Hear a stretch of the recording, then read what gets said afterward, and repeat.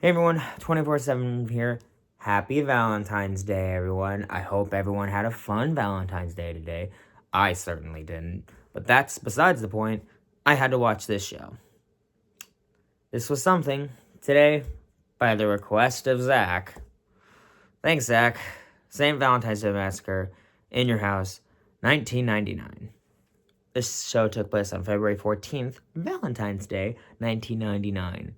3 years before I was born. It makes me feel so weird that I was like this close to being a 90s kid. This fucking close. Oh my god, I was like 2.5 years off, probably. Yes. So it took place Memphis, Tennessee, at the Memphis Pyramid. I actually don't know what that is. Oh, it's a Bass Pro Shop right now. Yeah. This show had an attendance of 19,028 and a buy rate of 450,000. This show's something, alright. Let's talk about the opening match. Goldust versus Blue Dust, aka the Blue Meanie. So this match happened because, okay, so Goldust stole Head, Al Snow's mascot. Blue Meanie debuted, stole it back from Goldust, and then has been taunting Goldust. Like, there was a match between Goldust and Gilbert. And then Blue Meanie showed up on the Titantron, almost nude, and covered in blue paint.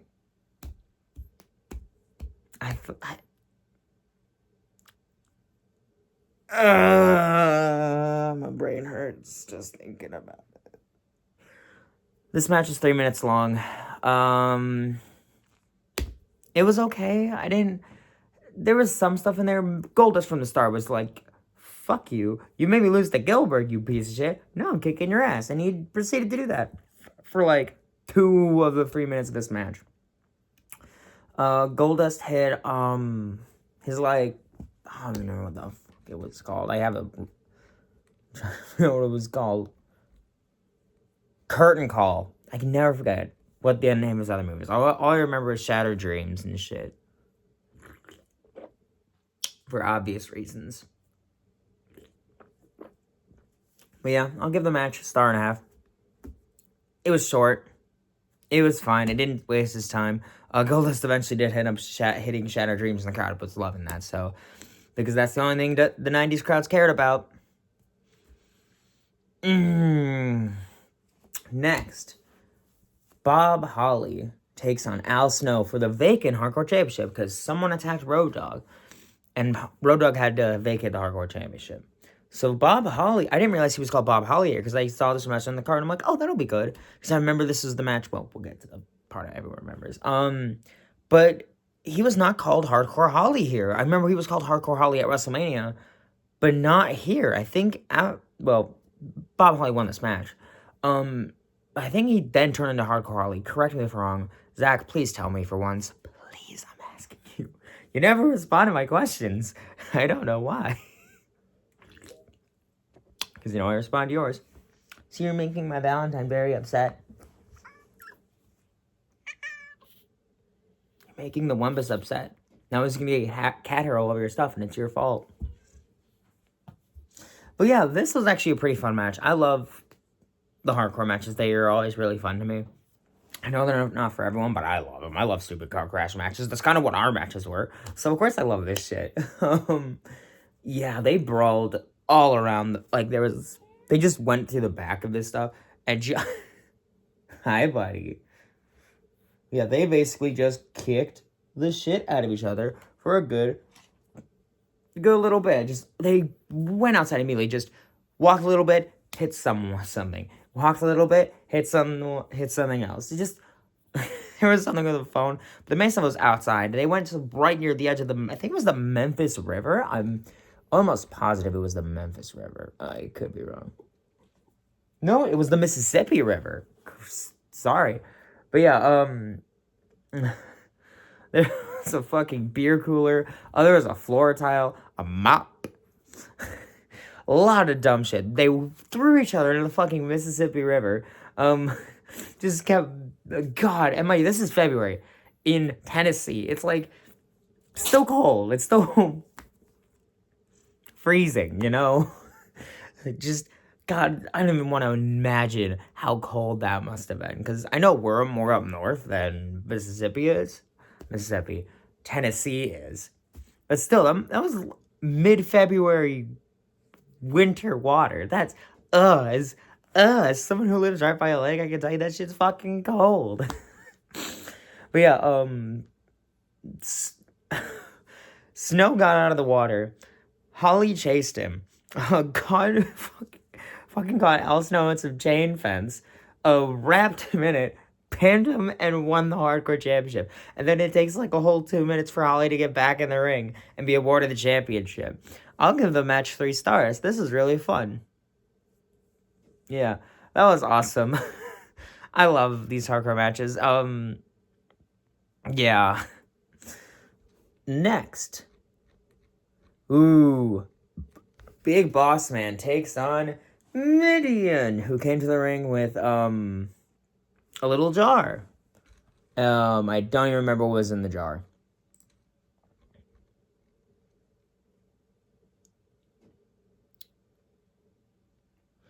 I think it was like formaldehyde, not formaldehyde, some shit, but it had like I don't know if it was a real or fake eye on the jar. It was just really weird. I'll have to ask Zach about it when I see him again. I was like, what the fuck was this shit? Why did he have a fucking jar with an eye in it? Why did the Ministry of Darkness do anything? Why? Why anything here? There was a fucking clip of Taker talking in the entire Ministry of Darkness. See if I remember. Correct me if I'm wrong, Zach. I'm pretty sure it was Undertaker, Farouk, Bradshaw, Midian, Edge, Christian, Gangrel, and I think that was it. Oh, and Paul Bearer. I think that was all of them. Was there 9? I don't remember, but this match was something. I tried paying attention, but it was so fucking boring. Yeah, this match, it wasn't bad. It just didn't hold my attention because I don't love either of these two guys, and that's not their guys' fault. That's a me thing. Yeah, nice back and forth. I love the punches that Boss Man threw. He always threw really good. Like, when he hit someone like that, you just kind of felt it. Like, he was very good at that. I don't know why. Midian, the best thing I could say about him in this match is the fact that he wasn't naked. Yeah, Big Boss Man won. I'll give it 2 stars. It was fine, I guess. It was competent. It wasn't sloppy or bad. It was just, it didn't do anything for me. But then the lights went out. Taker and Paul Bearer came to the entrance ramp. And then in the darkness, the Ministry beat the shit out of Boss Man. Hauled him away like this, like the fucking Wyatts did to The Undertaker in 2015. Sorry, 10 years ago. And then, yeah. So he got hauled away. And I think that would lead to the Taker match. You know, where Boss Man got fucking hung. So if you want to learn more about that, here. Watch the Mania 15 review. Yay! That show was terrible. I know. Next. Jeff Jarrett and Owen Hart defend the tag team titles against D'Lo Brown and Mark Henry. The only... it was a good match. I like all these guys. Mark Henry was not great at this time. He wasn't very good in this match. He got injured with his leg, which I didn't even notice. I'm going to be completely honest with you, because, yeah, D'Lo did a lot of the heavy lifting here. Jeff Jarrett and Owen Hart, great. Love to see Owen wrestle. Yeah, this would be only a few months before he passed, so, I don't know, it's a little hard. I don't know.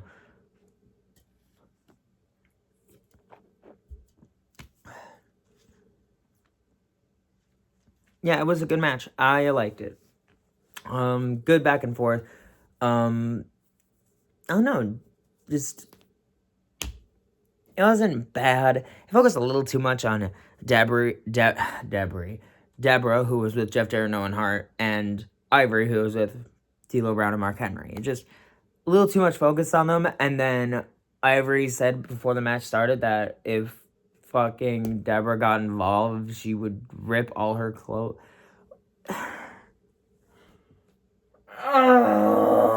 Why 90s WWE must you do this to me? Oh my god, 90s, stop. Sorry,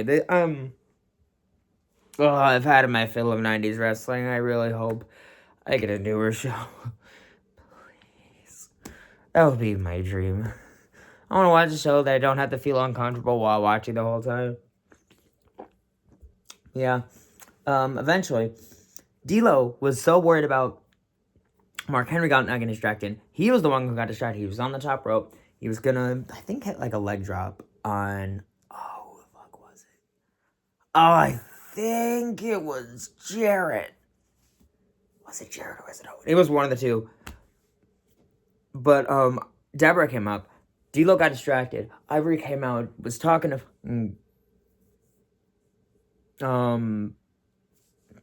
both of them, the ladies and they were trying to separate them. Jarrett comes in, fucking whacks Mark Henry with a guitar, obviously, because it's a Jeff Jarrett match. Obviously, he has a fucking guitar. And the champs retain. I'll give it 3 stars. It was fine. And then Ivory tried ripping off Deborah's clothes and succeeded, and she got covered with... Fuck you, 90s WWE, for fucking making me watch this shit. Just giant fuck you. But now we get to something better. As you watch a corn star wrestle, we'll say, as Val Venus, alongside Ryan Shamrock, takes on Ken Shamrock for the Intercontinental Championship. If I remember correctly, I'm going to look it up.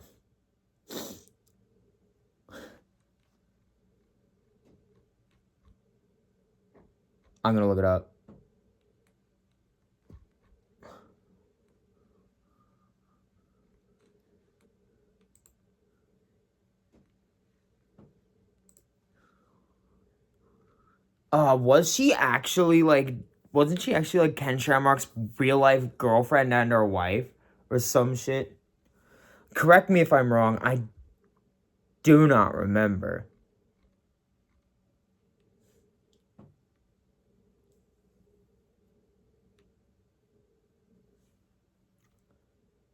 Oh, okay. No, I remember okay, I had to double check and look it up.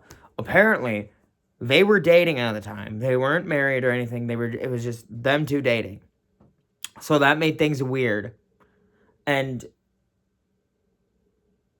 apparently, there was a plan by Vince McMahon to have her and Ken do a fucking incest storyline between the two. And I'm like, are you fucking kidding me right now? Then after watching the Chris Van Vliet interview with Michelle McCool today, which, by the way, congrats for the Hall of Fame, but still, oh my, I hate the 90s. I hate them so much. You'll never convince me the 90s were good at all. Okay. So this match, Val Venus. Ken Shamrock was part of the corporation, which he would not believe in this storyline because he was clearly the face here. Or was he the heel? I don't know the face-heel dynamic, to be honest, because I hate both of them here. Ken was being overprotective. In storyline, I'm forgetting the fact they were dating. Just fucking throw that out the wall. Crumple it up. Throw it out. Ken Shamrock got overprotective of his sister. It scared the referee so much. Billy the Gunn came in and just said, fuck it, I'm the special guest referee now because everyone else is too scared to. And Val Venus was gonna shoot a film, we'll say. God, it's hard to talk about this character in the 90s with trying not to get demonetized. Stop, WWE 90s. You're making me lose my mind because you're making this impossible to talk about on YouTube. So they were gonna make a movie called, I'm calling it a movie in the most nicest way humanly possible, called Saving Ryan's Breath.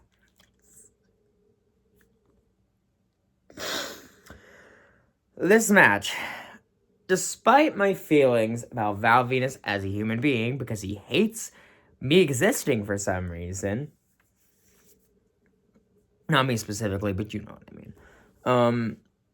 He's a good wrestler, and Ken's really good too, and they had a really good match together. Billy Gunn's a great special guest referee. He's such an ass. But yeah. This was pretty good, honestly. These guys had pretty good chemistry back and forth. A lot. Ryan played a big factor in how the match played out, and yeah, I think it was a good match, good story, nice back and forth. Ken being very intense, Val very much playing up like the entertainer kind of way in this match. But yeah.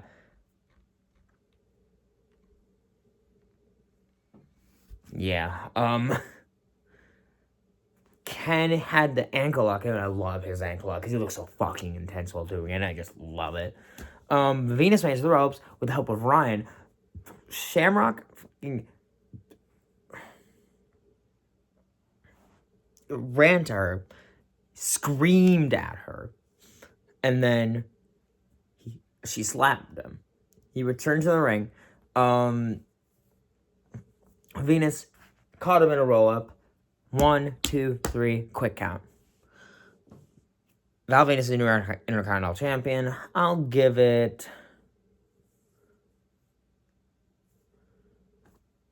3 stars. It was a good match. Not much to say. It was like, because, yeah, 1999 to, like, 2000, that mid-card, fucking good. It's good fucking shit. It's somehow better than today's mid-card. You heard me. But yeah, and then, Billy Gunn beat the crap out of fucking, Val Venus afterwards, hitting the DX sign on him. Ooh, next match. Triple H and X-Pac take on Kane and China. So China turned her back on DX, joined the corporation, because everyone joined the corporation. Everyone joined the fucking corporation. We'll get to that. This match was pretty good. Good back and forth here. China, not great, but I think everyone around her did a good job to really protect her in this match. Also, Shane McMahon was on commentary, and he was fucking annoying. God, Shane McMahon was fucking annoying on the commentary in this match. Jesus fucking Christ. He was somehow more annoying than raunchy Jerry Lawler, and, like, who is another he was almost as annoying as fucking 2011 Michael Cole. Maybe even a little more. I'm not sure, but fuck, he was annoying. I get it, he was an annoying prick, but still. But yeah.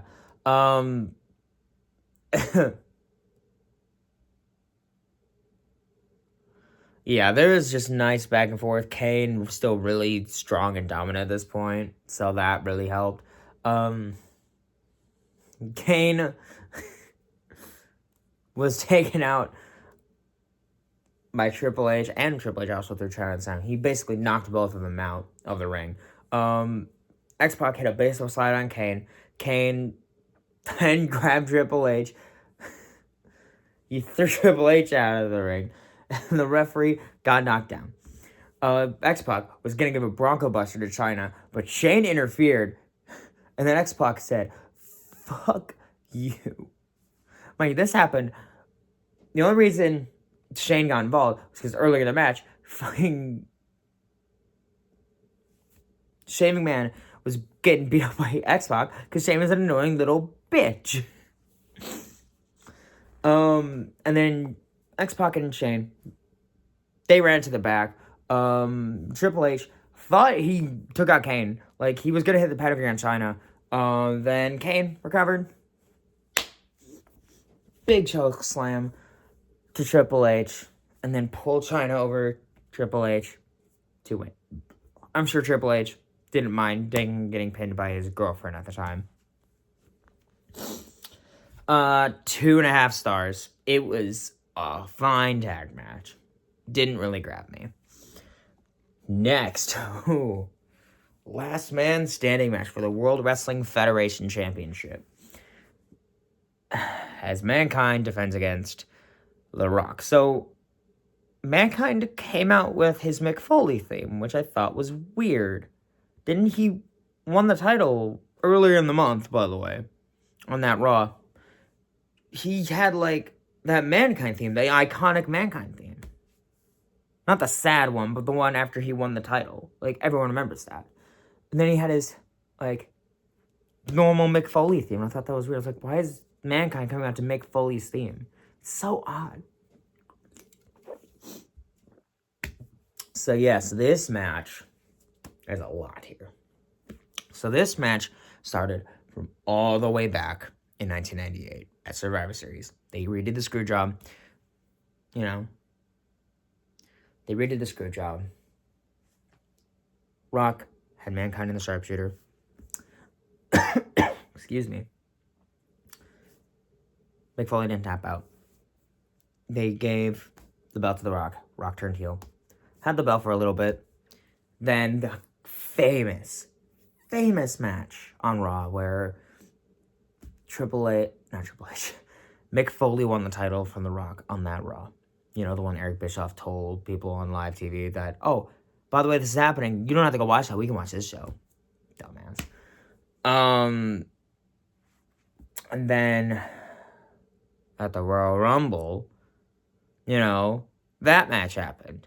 You know, where The Rock went a little too far and Mick should have stayed down. He didn't. He's protecting character, but I'm going to make Zach review that show next year, by the way.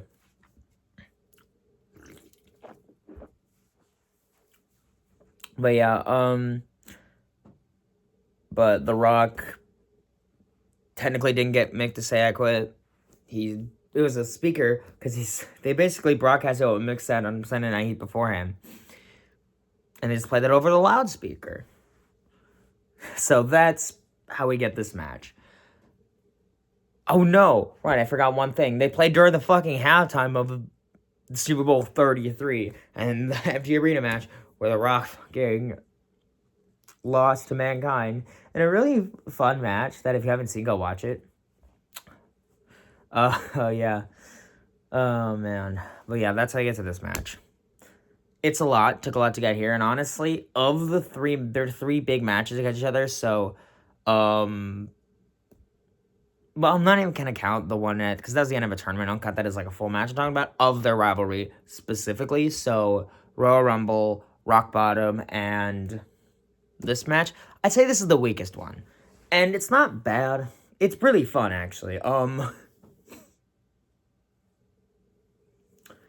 of my favorite spots in this match, first off, in the beginning of the match, Mick has his arms behind his back. He isn't tied up or anything, and just lets Rock deck him, just to get Rock's confidence up, and I love that. Big back and forth. Mankind was gonna go for the fucking corporate elbow, but they called it the... Oh, what the fuck did they call it? I don't even remember. Something. The cactus elbow or something like that. Yeah. No, cactus elbow was off the fucking ring. I don't know what it's called. The Sacco elbow. That's right. I think that's what they called it. But yeah. The Rock ended up hitting a fucking corporate elbow. It's so hard to call it the corporate elbow, but that's what it was called because he was part of the corporation. The Rock joined fucking commentary, and I'm like, God, he's annoyingly good at being a piece of shit. Stop being good at this. Stop it.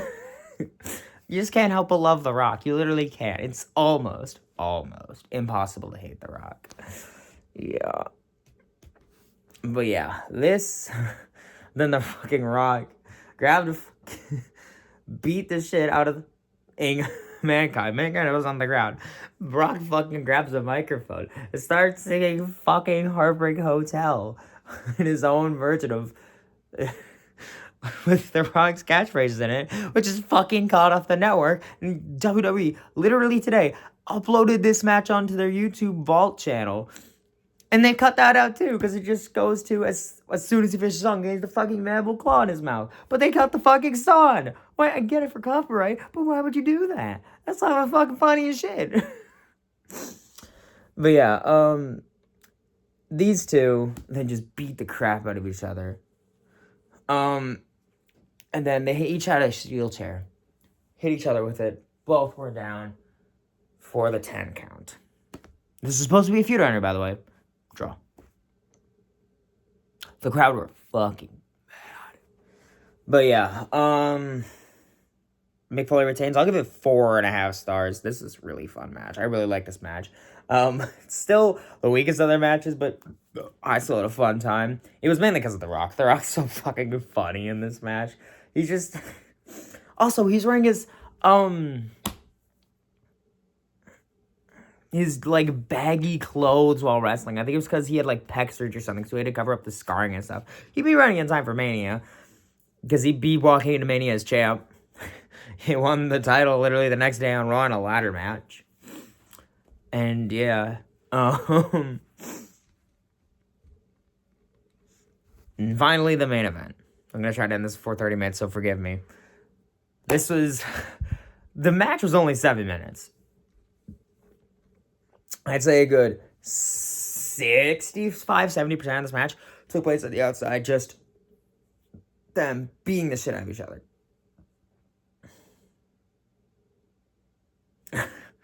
Just whacking each other. Vince McMahon, Steve Austin, whoever won this match. No, the way they worded it was weird. It made you seem like, oh, whoever won this match was going to be main eventing WrestleMania. That's not what happened. So Vince McMahon won the 1999 Royal Rumble match, as he fucking shouldn't have. The next night on Raw, celebrated it. And then he said, I give it my spot. Haha, fuck you. And then Shawn Michaels, who's commissioner, was like, yeah, no, fuck you, bitch. Which I love Shawn Michaels, commissioner. Underrated as shit. He was like, yeah, Vince, go fuck yourself. How about fuck you? Basically, he's like, hey, since you forfeit your thing, the runner-up gets it, aka Stone Cold. And Stone Cold was like, you know what, fuck you, Vince, I hate you so much, I'm gonna put my title match opportunity on the line if I get a match with you in a steel cage. I want to fight you, I want to beat the shit out of you. Stone Cold even had to fight the fucking corporation, like in a gauntlet match. It was crazy. Vince McMahon beat him in the end. You get that iconic thing of Vince screaming in Austin's face in the corner. Iconic. You want to talk about iconic moments of the Attitude Era? That is one of them. This match, and they made promises. But the main thing is one of Vince's promises where he said no member of the corporation was going to get involved. Very clever wording here. The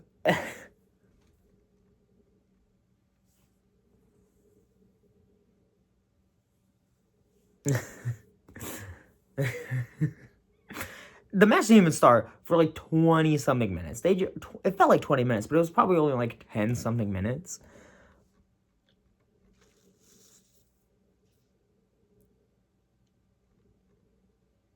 Yeah, so these two just beat the crap out of each other. No, sorry, I misspoke. Vince McMahon got his ass kicked by Stone Cold Steve Austin for like 10 fucking minutes on the outside. It was great. Vince took a nasty bump, by the way. Also, when I hear people say, oh, if Vince wanted you to do something, Vince would never ask you to do something he wouldn't do himself. That's kind of true. I will give him that. I don't want to talk positive about the man, but I have to give the man any little thing. It's that he kept good on that promise. Like, even with like Gronk at WrestleMania, he was like, hey, I'm not gonna make you guys do anything I wouldn't do myself. Which either is really good boss, which is either really assuring or horrifying because of the actual kind of person he is. I'll leave it up to interpretation. But yeah, Vince took a nasty fucking bump. They were on the side of the cage. Austin was beating Vince's head into the side of the wall. And he just fucking flung himself back. And his spine... So, here's the announce table, right? He fucking flung back, hit his back on, like, the corner of the fucking, like, announce table. And it still went down. I'm like, oh, God, he's an old man. I hate him. It's funny, but... Oh, God. But, yeah, this was so dumb. And then the referee was going to say, nope, match is over. He's dead. By God, he's dead. Mind you, Jim Ross not on commentary, but I would have said, I literally said, by God, he's dead. Sorry, I'm so giggly right now. And Austin got the mic, blatantly said, the match never started, which, by the way, it didn't. The bell never rang. They were just beating each other up. Vince is just getting his ass kicked. And he said, oh, that motherfucker's still breathing? Oh, I'll throw him back in. And then he just beats, match starts, takes off the fucking neck brace, starts beating on him. Vince is busted open. He tries escaping. Vince gives him the finger, kind of like, bloody finger like this. And then he comes back in, gets beat up some more, tries getting out again. He literally walks outside the door. He's literally on the last tab. Vince on his knees, bloodied, middle fingers. He's like, motherfucker. Goes in, beats him up again. And then all of a sudden, Austin is looking down at Vince, and all you see is fucking knife come up from the bottom of the rope ring. And I was like, fuck? There's a fucking knife. What the fuck? But then I remembered, oh yeah, this is the debut of... And I distinctly remember Michael Cole saying, King, that's Paul White. That's Paul White. And then because he didn't have a name yet. He wasn't the Big Show. He was Paul White. And then he was just throwing fucking Austin into the cage. Mind you, that is that Vince did keep good in his word that no member of the corporation would get involved. He was smart. I'll give him that. But then his plan backfired as Paul White was too strong, fucking threw him out of the cage. No, didn't throw him out of the cage. He threw him into the cage wall. The cage wall swung open like a big fucking door. And he was hanging on, he just dropped. He looked so surprised. And I'm like, so that was intentional, right? And it was intentional. But, yeah, Austin won. Obviously, Stone Cold was gonna fucking face The Rock at WrestleMania. Like, obviously. Like, we all knew it. We all knew it was going to happen here. We knew it was going to happen in 2001. It's just like, of course they're going to fucking run Rock and Austin, obviously. He would have run it at 16 if Austin didn't get fucking hurt. But yeah, this match was 4 stars. It was just so fun seeing Vince McMahon get his ass kicked. And it's just, God, this crowd goes nuts for Stone Cold. Was only on top for 4 years, but fucking hell, man, he made the most of it. God damn. But yeah, I'll give this show 4 stars. No, I'm kidding. I'll give it like 5. It was fine. It was very much boosted by, I'd say, the hardcore match is fun. The Intercontinental match is decent. The Rock and Mankind is hilarious, and so is the main event. But otherwise, this is 1999. Vince Russo bullshit. You can very much tell this is a Vince Russo pay-per-view, and that's not a good thing. If you want to know another terrible Vince Russo pay-per-view, go watch the WrestleMania 15 interview. It's right there. Go watch it. Oh my God. So next time, though, is one of Zach's all-time favorite pay-per-views. It's one I like the show, right? Fun fact, story if you don't know this, I originally drew this match because we have a baggie to pick all the matches out. I originally drew this match, but I know someone who wanted to talk about it more than I did. So I offered to take a certain pay-per-view, I do not remember which one, so he could talk about it. So you're getting Money in the Bank 2011. What am I reviewing next? I don't fucking know. I don't even remember. I know Zach told me, but I forgot. And if that is not the spirit of Valentine's Day, I don't know what is. Thank you guys so much for watching. Hope you guys enjoy this road to WrestleMania. It's just beginning. And we see you guys with some more awesome wrestling content. One base. Do you have anything to say to yourself for yourself?